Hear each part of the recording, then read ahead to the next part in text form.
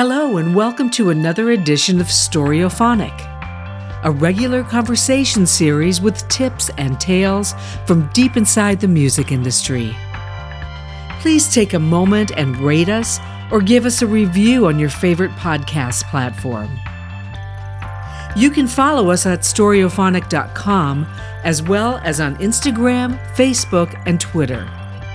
Now let's meet the host of Storyophonic, Dan Campbell. From classic Philly soul to pop to progressive jazz and beyond. With a career span from the early 70s until now, recording engineer and producer Don Murry has been behind the board for an astonishing list of projects.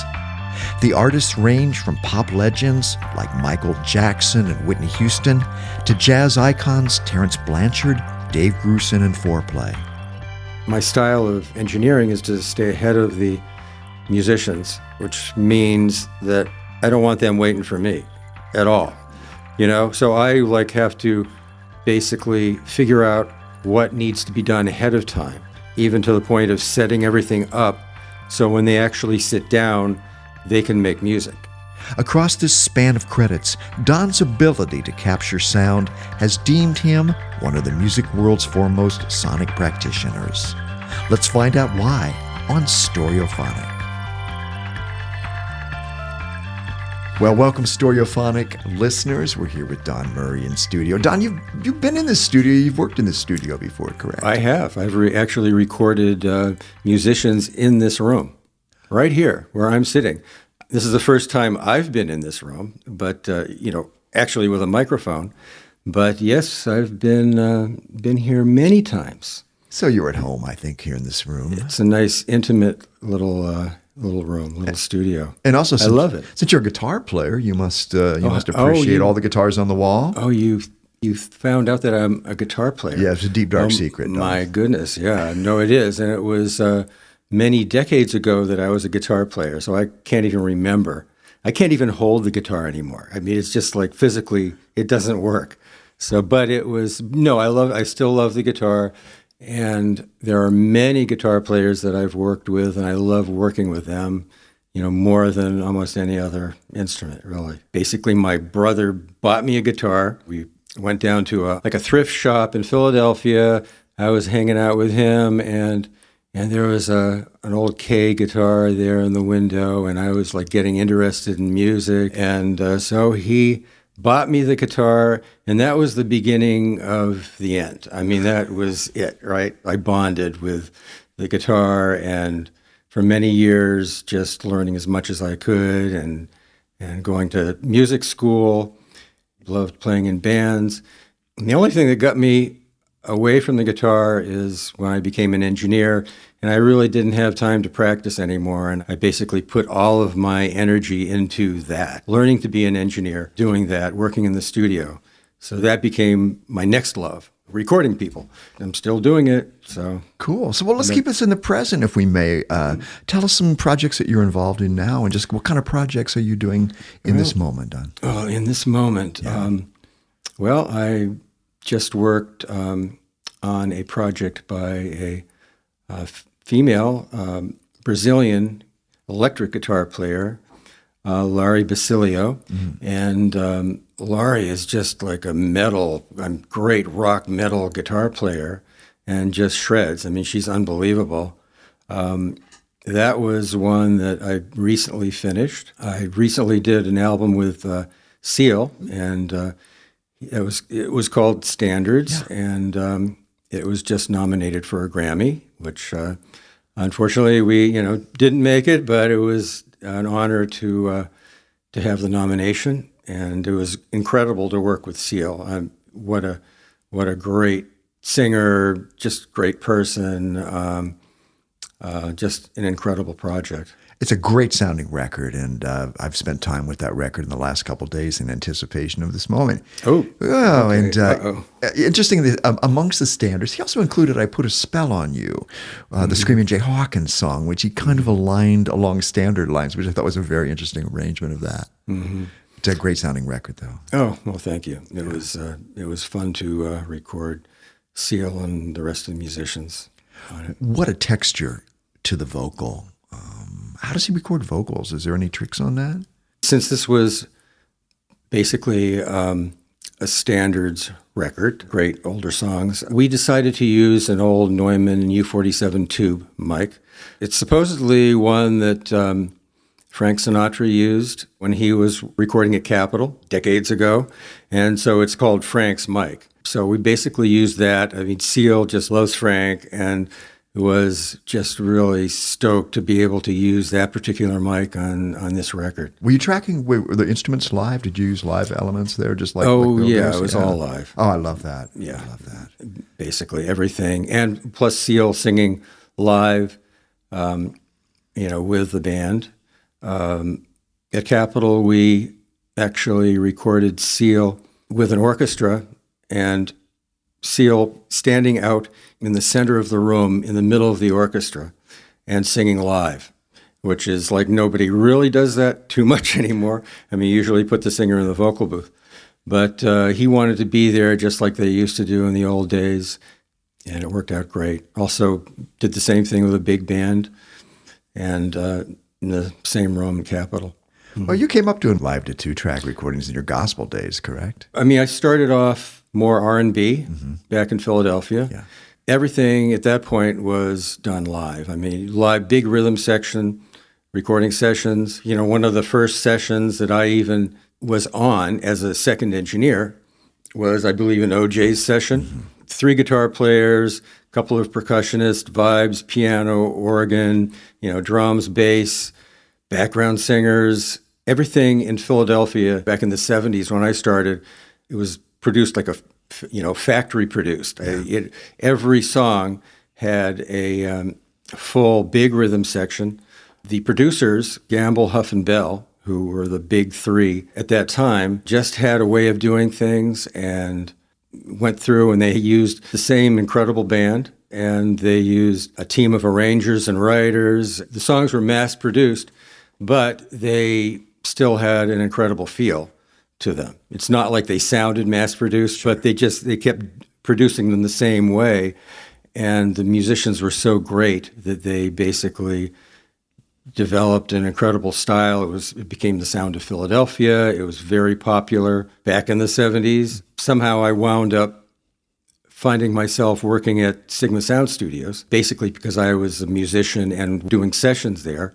One day they asked me if I'd like to, work as an assistant engineer at the studio. I hadn't even thought about it at all. I never crossed my mind because I was trying to be a guitar player. I went for it. That was it. Jumped in, feet first. Learned from a great engineer, Joe Tarsia, who was the owner of Sigma, and who was also basically recording with the OJs and the Spinners and Stylistics at that time. So I jumped in and kind of became his assistant, and for a couple of years just worked with Joe. And at one point, then things got so busy that they really needed somebody else to help out as, a first engineer. And so I was nominated, and so I started working with a producer named Tom Bell. And Tom was brilliant. I mean, he is, he basically did everything. Wrote the songs, played the keyboards, sang the parts to the singers. I mean, he sang background parts, but he showed everybody what to do. He was a one-man band. So I worked with him for many years, actually, on Delphonics, Spinners, Stylistics, Elton John record, Dionne Warwick, Johnny Mathis. 8 years of recording I did with Tom. Yeah. That's kind of like an incredible way to kick off your career, is you jump into this situation where it's like they're cranking out hit records. I wasn't even looking to do that. Yeah. And all of a sudden I'm there and I'm seeing what's happening, and I just say to myself, okay, forget the guitar, you just concentrate on being an engineer. You can do this, let's do the best you can and go for it. And to this day, I don't regret it at all. I mean, being an engineer, recording music, working with these incredible musicians I have worked with. It's amazing. It's amazing. I have in front of me, I usually print out people's credits, but I couldn't do that to the Forests. I've got your entire discography. Well, at least all I could achieve in front of me. Donna, interesting point of reference here, if I may interject. The reason I became an interviewer was I was selling advertising space for a music trade publication in the early 90s, and the editor had overbooked himself, and he had an interview schedule that he could not do, and he asked me if I could conduct that interview, and that interview was at Sportsman's Lodge in person. It was Tom Bell. Oh my so my gosh. very first interview I ever did in my career was Tom Bell, and I have a copy of it. It was for print. It was a cover story. Tom kept me captive for like hours and hours and hours. I mean, I didn't know enough to get up and leave, nor did I want to, because what a fascinating man, with a facility that in a different time, he might have had a whole different career. He wanted to be a classical conductor. They told me that was his thing when he was coming up, but that wasn't possible in that era, specifically for an African-American man to do that, is what he shared with me. But oh my God, I grew up on that music. And so I grew up listening to your artistry and those songs and that orchestral approach to pop music. Right. Yeah. He did have, he had classical training, so he combined that training with the pop music that he was playing, at the time, and the combination was amazing. A brilliant guy. I was just so lucky to be able to sit there and witness what he was doing and his art. Great piano player. Yeah. He was like basically you get more than one person in the room with Tom, it becomes a show. I mean, it's just like he's such a character, and that it was, his personality is like great. I mean, overwhelming type, great personality that it was always fun. Everybody loved him. The level of sophistication in those arrangements is amazing. I mean, I think about something like like the Delphonics, "Didn't I Blow Your Mind This Time," opening with that French horn line, which was like so unexpected. His use of Celeste, other things, and also sitar. Right. Later on, electric sitar, but he told me originally, sitar, which was you didn't really hear that on pop records at that time. No, he definitely experimented with different things, different honky-tonk piano solos and stuff, and he let me experiment too, which was very nice. That, because I did play guitar, I would, I had the access to the tapes that we were working on, so I remember doing a solo on a stylistic song, Rock and Roll Baby, guitar solo. He said, "Oh, well, if you want to try doing a solo on this, a guitar solo, then go for it." And I just, did it like late at night or whatever, and it wound up on the record. That was very cool. And also synthesizers were starting to come on the scene there, Moogs and whatever. And I used some of that stuff just to kind of sweeten the tracks a little bit. And I'd experiment and then play things for him, and either it made it or it didn't, but it was fun to have that freedom for me to experiment. Yeah.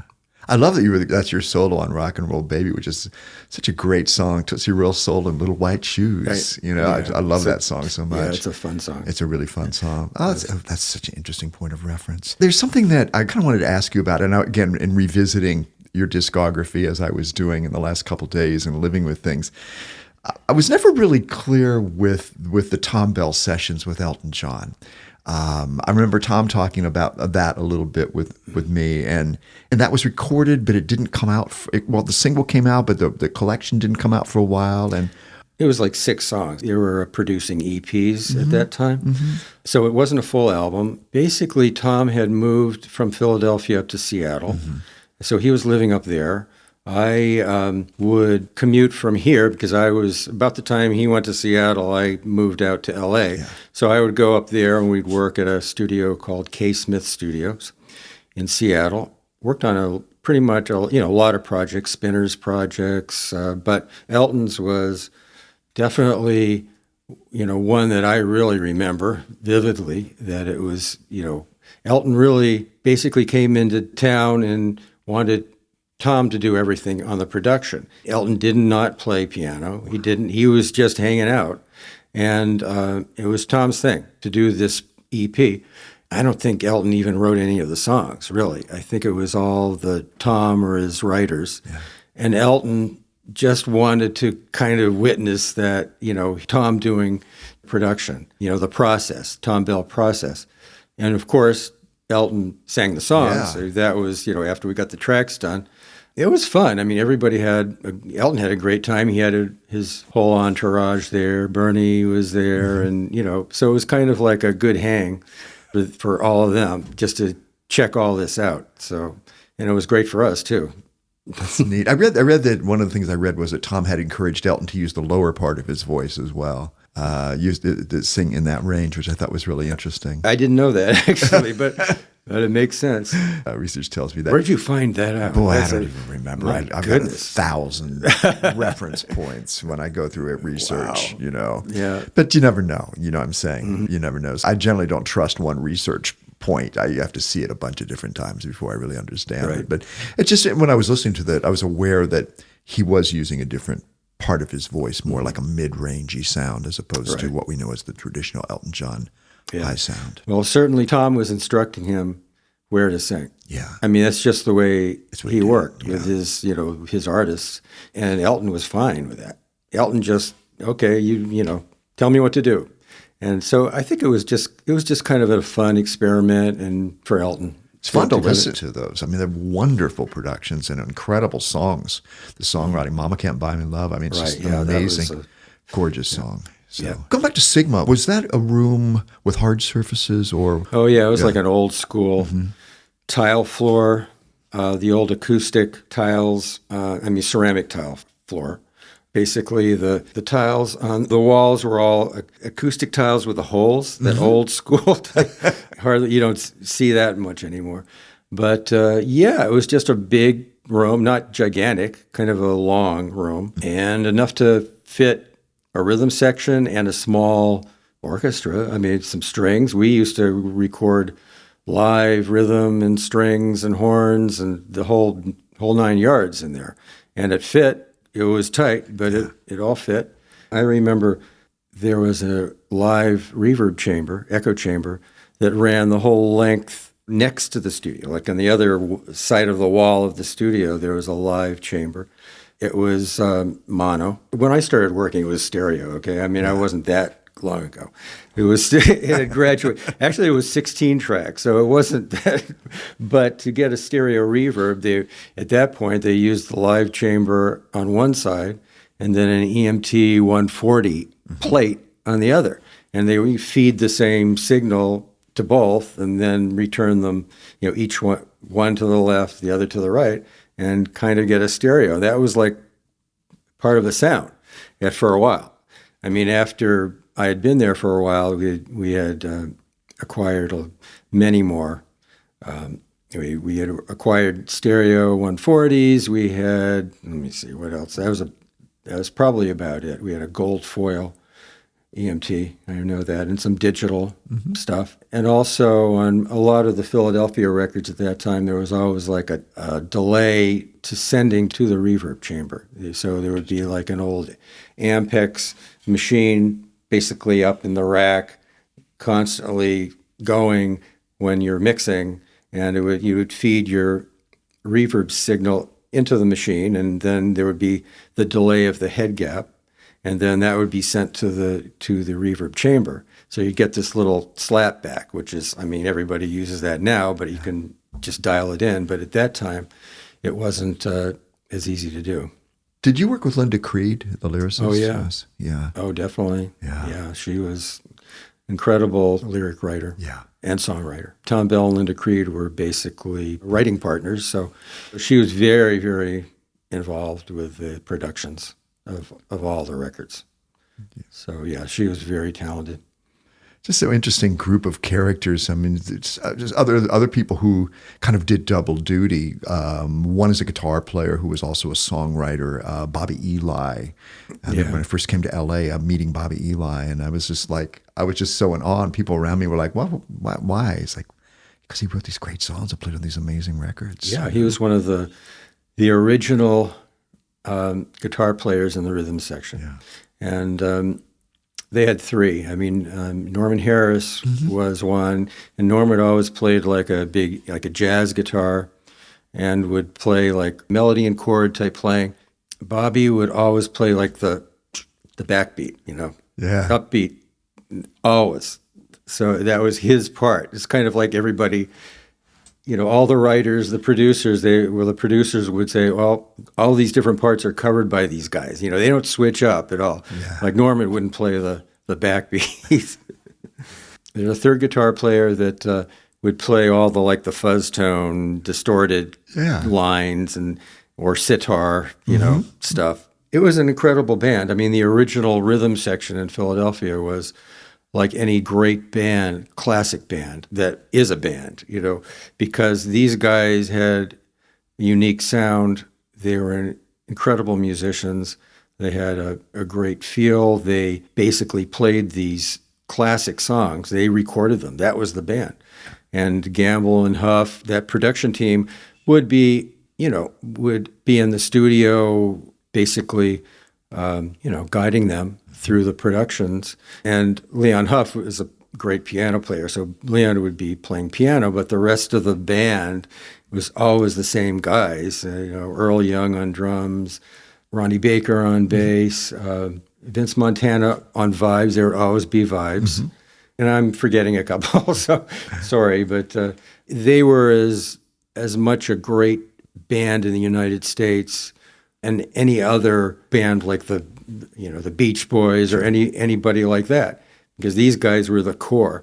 I mean, I'm sure the Detroit core rhythm section is the same story, really, with those guys. It's interesting you mentioned that, because I was just thinking about that as you spoke. That was an era when the R&B records in particular, you could really identify where they were coming from, whether it was a Detroit record or a Memphis record or a Philly record or a Muscle Shoals record. All of those sounds, they had an identity. And it's probably has a lot to do with the fact that they have a core band, rhythm section, that's making, recording all those records.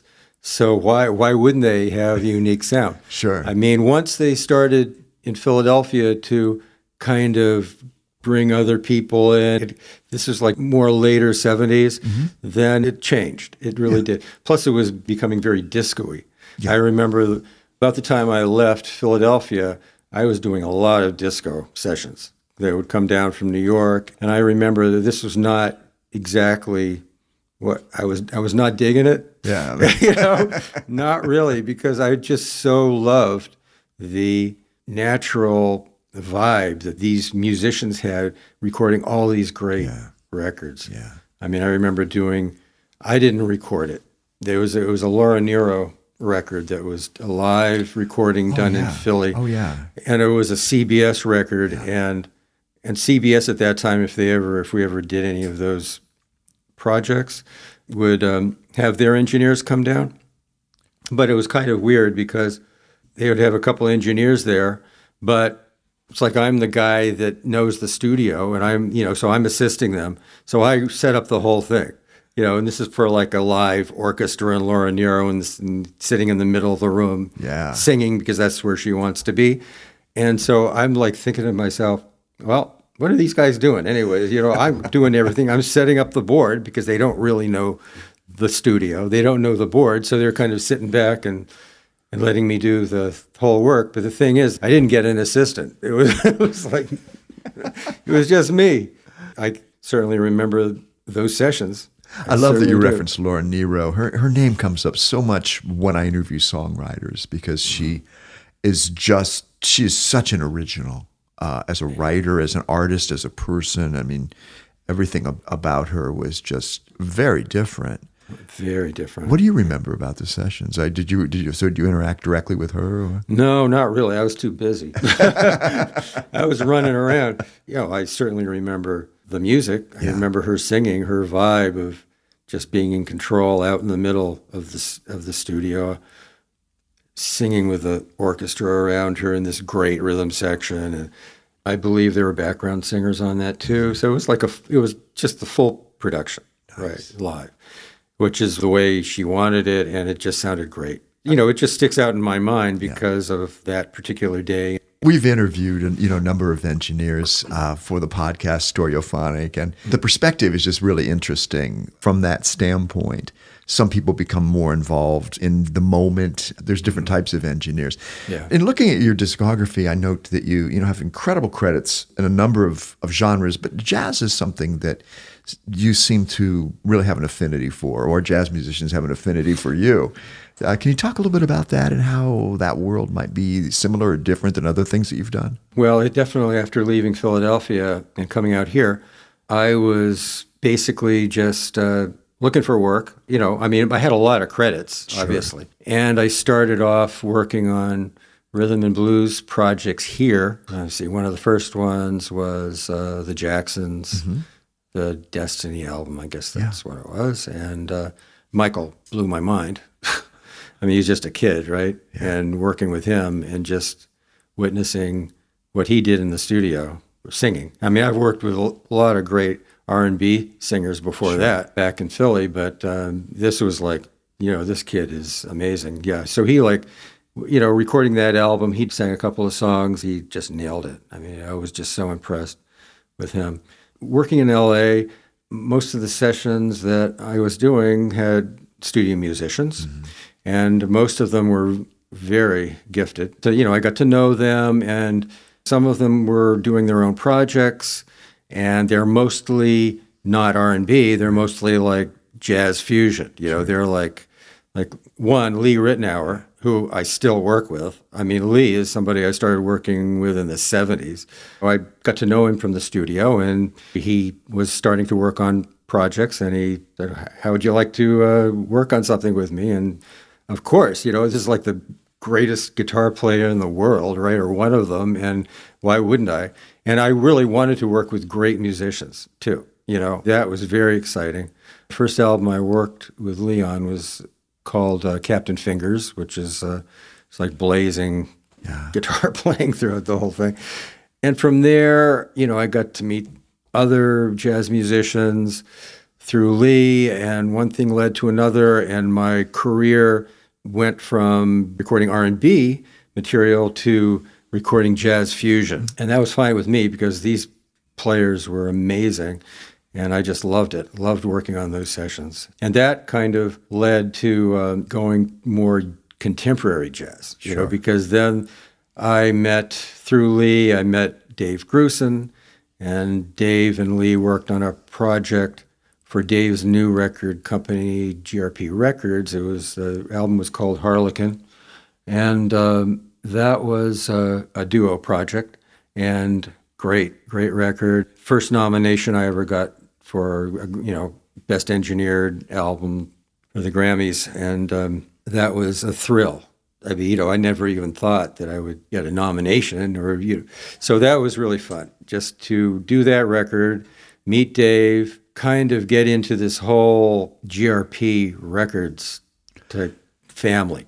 Yeah. And so I started working on a lot of projects for GRP Records. I think every year I got a nomination.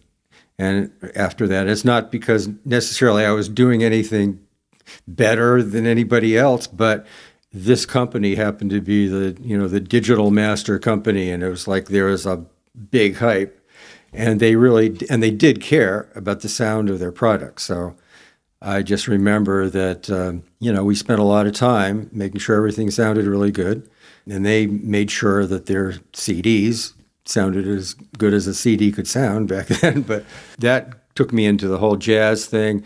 I'm still working on jazz projects, so that's still working with Lee Ridnour. Yeah, that's great. Lee Ridnour is an amazing guitar player, and absolutely sweetheart of a guy too. It's been my pleasure to interview Lee. Oh, good. Oh yeah. You worked with Larry Carlton. Larry, Al Jarreau, who was such an interesting personality. He's such a unique person, unique voice for sure. Yeah. That's like. Basically hear half a note from Al, and then it's Al. What a personality in the voice, basically. So I worked on a number of projects with Al, and that was, I worked on one with Al and George Benson, Giving It Up. I think it was like 2006. That was a lot of fun working on that. Paul McCartney was involved with that on a song, a couple of Jill Scott. Yeah, I'm blessed, I mean, I basically find myself in these situations with these great musicians, and it's a blessing for sure. We'll be right back after this. At Stereophonic, we are obsessed with great sound. Every episode of our podcast is edited and mixed using the software plugins created by iZotope, the secret weapon of professionals around the world that inspire and enable creativity, save time, increase productivity, and deliver professional sounding results. To find out more, visit iZotope.com. That's spelled I-Z-O-T-O-P-E. And now, back to our podcast. It's interesting what you mentioned about Al Jarreau, that in half of a note you know who it is. And as I look at a lot of the folks that you've worked with, you could say that about Seal, you could say that about Rod Stewart. I mean, there's a lot of folks that you Michael McDonald's another one.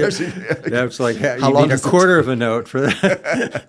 That's an interesting thing, though, isn't it? And that's something that you can't teach that to people. Either they have that ability to put that forward or not. Well, sometimes I think people, when they learn to be singers, kind of, copy other people, other singers. Yeah. And they become, they don't necessarily have their own identity or own vocal identity or style, where some just right out of the box, they're doing their thing. I mean, for sure, Al is not trying to copy anybody. Yeah. And Michael, I don't, how did he come up with that? I mean, that's his voice, but, it's like, that's him. I mean, there's a lot of people that sound like him. I try to, but I mean, there's nobody that's like him. I mean, he's just another one of those great singers. Great guy too. So it was fun working with him. Oh, cool. Was he very experimental in the studio? Did Michael Jackson try a lot of things? Or did he Michael Jackson? Yeah, how about him? Oh, Well, Michael Jackson, when I worked with him, was young. Right. I mean, he was just like 16. Mm-hmm. And at the time, the producer was Bobby Colomby, who's the drummer from Blood, Sweat, and Tears. Yes. He was kind of in charge, although, it's a family. The Jacksons are kind of in charge too. So there was like a collaboration. And Michael was, as I remember, working on that record with us, but then he was also working on a record with Quincy Jones. Yeah. And so I think that was the first one that kind of, launched his career in that area. It's just interesting to think of the studio as a palette, and to see the way that different people have utilized it. We're talking about an era when the budgets for recording were sometimes pretty astronomical. Pretty? So people could say, so people would spend a day or two or three, getting a drum sound. Right. I remember working in studios. I remember Sunset Sound working there. I used to work there a lot, and I'll still do, but it's, at that time there would be bands in there that would be working in the other studio for a year on a record. And Prince was over there. He had like one of the whole studios. He lived there in Studio 3. And, he had basically a bedroom set up in one of the ISO booths. And it's that's where he lived. And he'd be there all the time. So it was, those days. When would that be? The 80s or 90s? I guess 90s. Early 80s. Yeah, mid to mid early 80s. Right. Yeah, probably 80s. When there's just unlimited budgets, 90s. Especially for, rock bands. Big artists, And bands would just go in and camp out in the studio. And they would work in shifts, It's like they would have part of the band would work during the day, the other part would work all night, and the poor engineer would work 24 hours. So luckily, I was not working with, in that type of a situation, because I was working with jazz artists. Sure. I mean, everybody I worked with was fairly sane, and the hours were fairly sane. So it was, I didn't get beat up. I mean, maybe that's why I'm still around. I don't know, but it wasn't 9 to 5, I'll tell you that, but it was during the day usually. I mean, you get done 10 or 11 at night, something. Yeah, I worked with a band called Foreplay, which started in 1990 with them. So Bob James, Lee Ridnour, Nathan East, and Harvey Mason. That was a good hookup right there. I mean, I basically got in through Lee, to work on the first project. Came out really well, and just kept on going. Every year we'd do another project, and then Lee kind of left the band, and Larry Carlton came in, and so I got to work with Larry on a number of albums with Foreplay, and we worked with Larry on his own stuff too. So what an incredible guitar player, Yes. Really different than Lee Ridnour, but boy, what a great soulful, bluesy country players. Love his playing. Definitely. Well, you get really enthusiastic about the players. I love that. You're certainly not jaded, given your tree's worth of credits. I mean, you seem to be. Thanks. Right. No, I appreciate who I'm working with, and I'm in awe of these people. It's interesting within the chain of recording done. We interview a number of people who produce records as well, and there's so many different methods of doing that. Oh yeah. There's the Tom Bell guys or Gamble and Huff who like totally set it up and do all the things. There's the telephone guys. There's a telephone guys. There's a guy that stands in the back in the nice suit. Nick Lowe told me that. Yeah, it's all different. It's all different, Yeah. and it's all viable. Even the telephone. I mean, it's a great art to being the producer that calls the right people. That's it. Yeah. Yeah. Put it together, put the chemistry together, and that's an art. And there are very successful producers that do that, and there's other producers that get in there and roll up their sleeves and do everything. It's like, so whatever works. It doesn't matter really. Yeah, I find the different approaches just fascinating, and it's obviously depending on who the artist is and knowing what the artist needs. I guess that comes down to an engineer too. I mean, it's really behooves you to know kind of a lot of things that an artist would need in terms of what mics they use, what approach they use. I mean, right. How do you research that?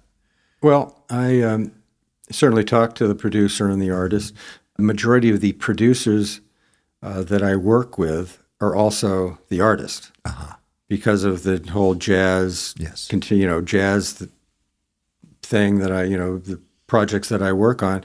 Usually there's not necessarily a producer involved. It's like Lee Ridnour doesn't have a producer, working with him. He produces himself. I would say 80% of my projects, it becomes a collaboration between the artist and myself, the engineer, when we're working on a project. So we're maybe both the producer. I don't really care about a credit, I mean, that's just the way I work. I like to be involved that way with the artist. Before we even get started with a project, I'll talk to the artist, producer, and figure out where we're recording, the specifics of the project, musicians, whether it's everybody in a room for that kind of vibe, or whether it's more isolated, so you're using ISO areas to record. Yeah, and I'll basically kind of plot out everything so that when the day comes and we do record, I know exactly where everybody's going to be, what mics are going to be used, and it really depends on, the mic depends on the instrument, the type of music, what it is.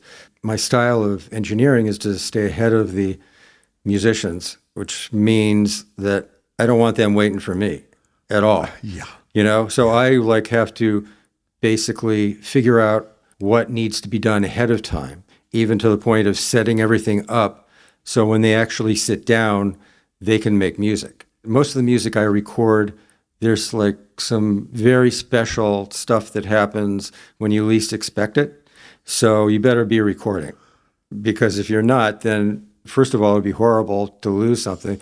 Second of all, you don't want people looking at you like, did you get that? Oh, were you recording? Basically, maybe I make sure that I'm recording all the time just to stay out of trouble. Got it. Well, because you're dealing also with music that has improvisational elements to it a lot of the time. So, right. Yeah, you don't want to be losing that. No, you kind of, so that's kind of the standard procedure. Always record. So I have to make sure that I'm ahead of everybody. I don't want them waiting for me, because then the vibe will go down the drain if they're waiting for the engineer to, do something like adjust the snare sound or snare EQ, whatever. But yeah, it's funny. Oh, all of the above. Let's talk a little gear geek stuff. Anything we should know about that you, equipment-wise, gear-wise, things that are really kind of your standard that you really require to get your sound down? Well, I'm kind of a straight wire engineer, which basically I try to keep the things as simple as possible. It starts, where the musician is placed in the studio, whether the instrument sounds good there, using the right microphone so that I don't have to do much processing. So I use a good microphone that is right for the particular instrument, and then keep the signal path very simple. Not a lot of processing. I can hear it immediately. If you're going through stuff that you don't need to be going through, then it's not a good thing. It doesn't help audio.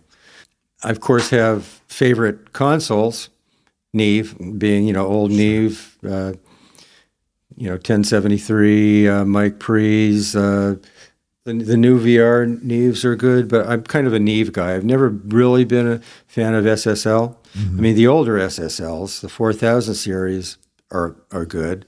I've actually used one over at Henson Studio D.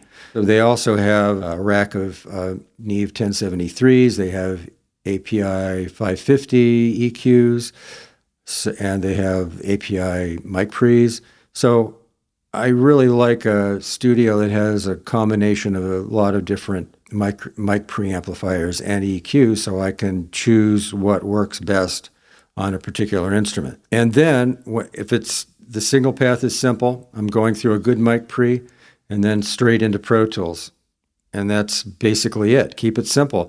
And I don't usually monitor my mix back through the console. I usually actually build my mix in Pro Tools as I'm recording the musician. So I have like a window that has like a mixing console, that particular page in Pro Tools, and I do everything there. So I know that what I'm hearing coming through Pro Tools is what I'm always going to be hearing, basically from then on, no matter what studio I'm working in. So I'm not being fooled by the sounds of returning all of the audio back through an analog mixing console, because that does change the sound. So I don't want the sound to be changed. I want to hear it the way I'm going to be mixing it.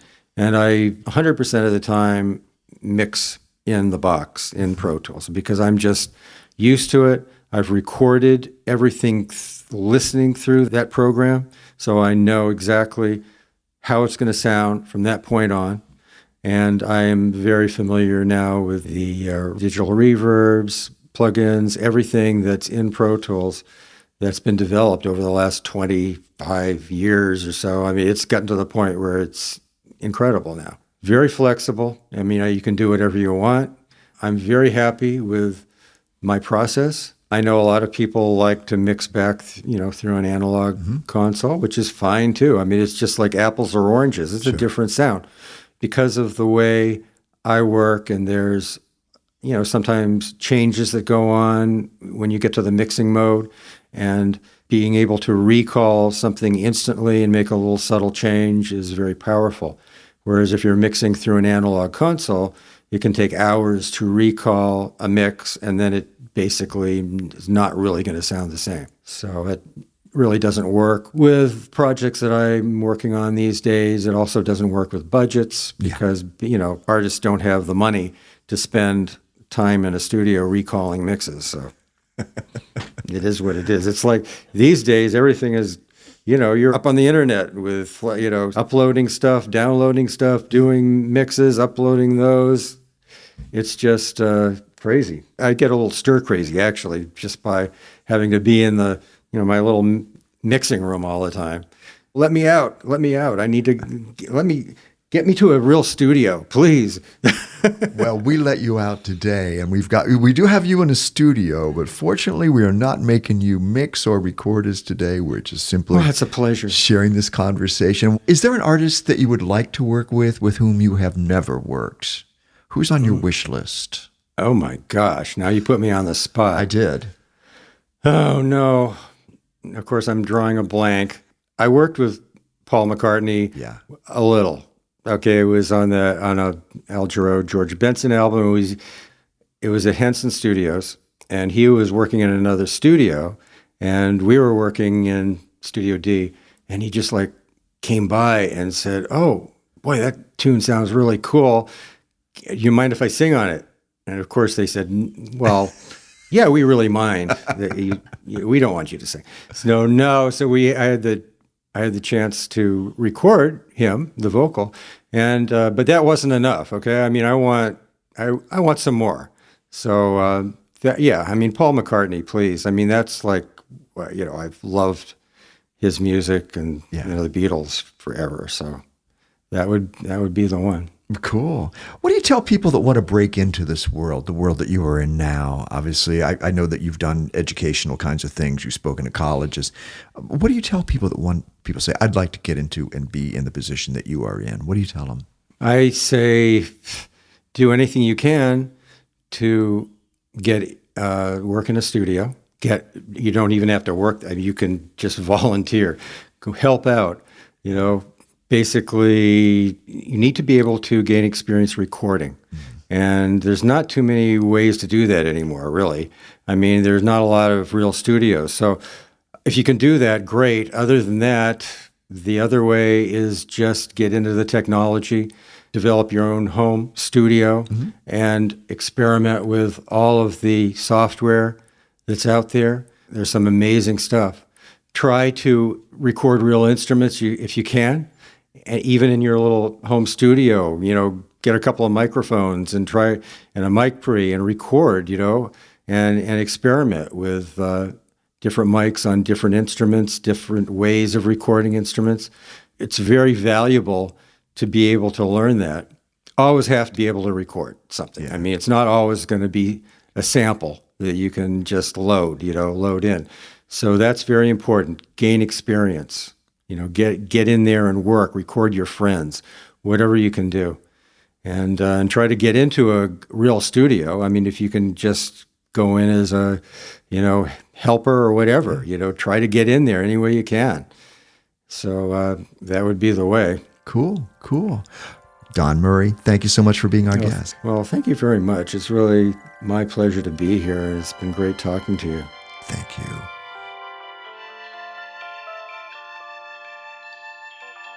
This episode of Stereophonic was produced and edited by Lindsay Tomasic.